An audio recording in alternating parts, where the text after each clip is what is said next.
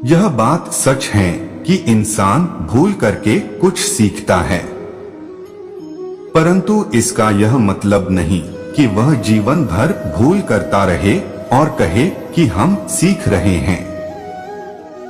कृष्ण कहते हैं, दुनिया का सबसे बड़ा पापी अगर समर्पण के साथ मेरी सच्ची उपासना करे तो मैं उसको भी शुद्ध कर देता हूँ।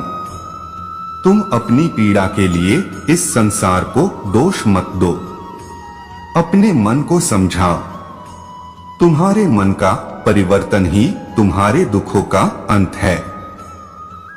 सुख दुख का आना जाना सर्दी गर्मी के आने जाने के जैसा ही है, इसलिए इन्हें सहन करना सीखना ही उचित है।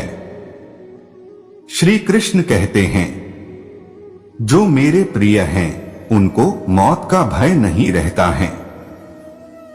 मौत उनके लिए मात्र पुराने वस्त्र उतारने के बराबर है।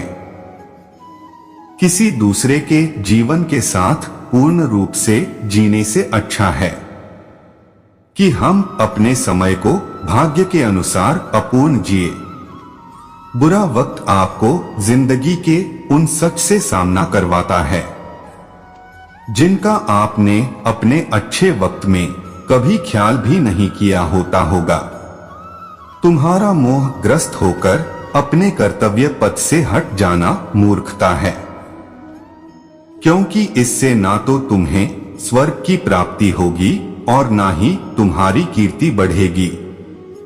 धर्म चाहे जो भी हो, अच्छे इंसान बनो, क्योंकि हिसाब हमारे कर्म का होगा, धर्म का नहीं।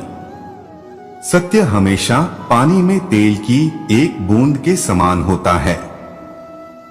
कितना भी असत्य का पानी डाले वह हमेशा ऊपर ही तैरता रहता है।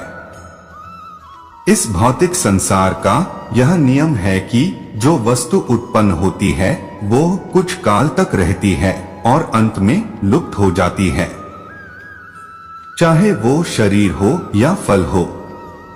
भरोसा अगर खुद पर रखो तो ताकत बन जाती है और दूसरों पर रखो तो कमजोरी बन जाती है, क्योंकि तुम कब सही थे इसे कोई याद नहीं रखता है, लेकिन तुम कब गलत थे इसे सब लोग याद रखते हैं।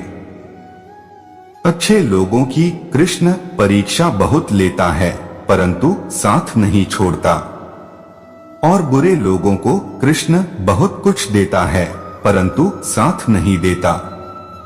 ये बात हमेशा याद रखे कि अगर ईश्वर तुम्हें ज्यादा प्रतीक्षा करवा रहे हैं तो हो सकता है जितना तुमने मांगा वो तुम्हें उससे ज्यादा देने वाला हो। जब आप दूसरों के लिए अच्छा चाहते हैं तो वही अच्छी चीजें आपके जीवन में वापस आती है, और यही प्रकृति का नियम है। केवल कर्म करना ही मनुष्य के वश में है, कर्मफल नहीं। इसलिए तुम कर्मफल की आसक्ति में ना फंसो तथा कर्म का त्याग भी ना करो।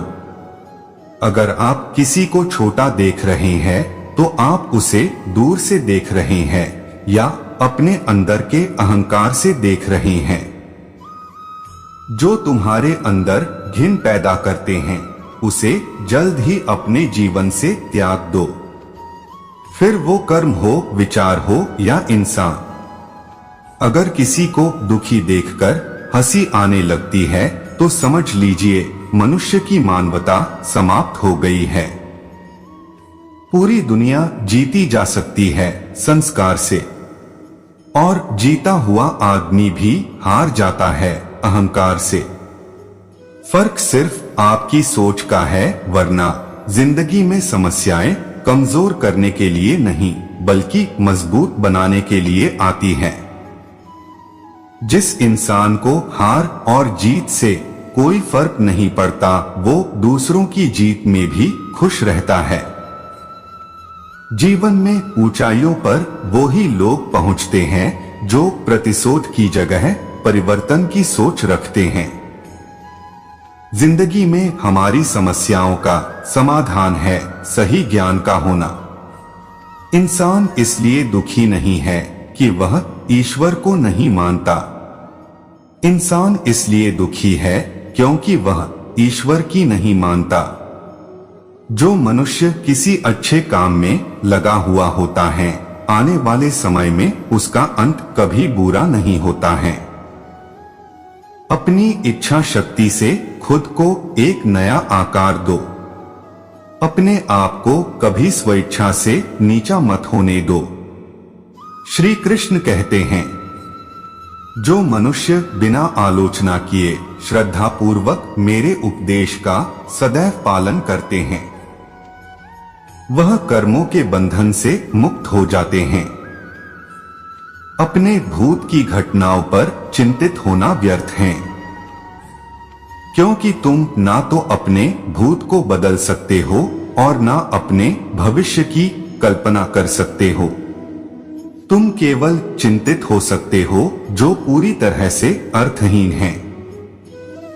कुछ लोग सोचते हैं कि ज्ञान और कर्म अलग अलग हैं, लेकिन बुद्धिमान लोग उन्हें एक ही मानते हैं। मनुष्य अपने कर्म ज्ञान के अनुसार ही करता है। इसीलिए मनुष्य को ज्ञान जहां से भी मिले उसे अर्जित कर लेना चाहिए और हमेशा सत्य की राह पर चलना चाहिए। दोस्तों, आशा करता हूं इन उपदेश को आप अपने जीवन में अपना के एक सफल जीवन का शुरुआत करें। अगर वीडियो अच्छा लगा तो प्लीज एक लाइक जरूर करिएगा और हमारे चैनल से जुड़ने के लिए चैनल को सब्सक्राइब जरूर कर लीजिए। जय श्री कृष्ण।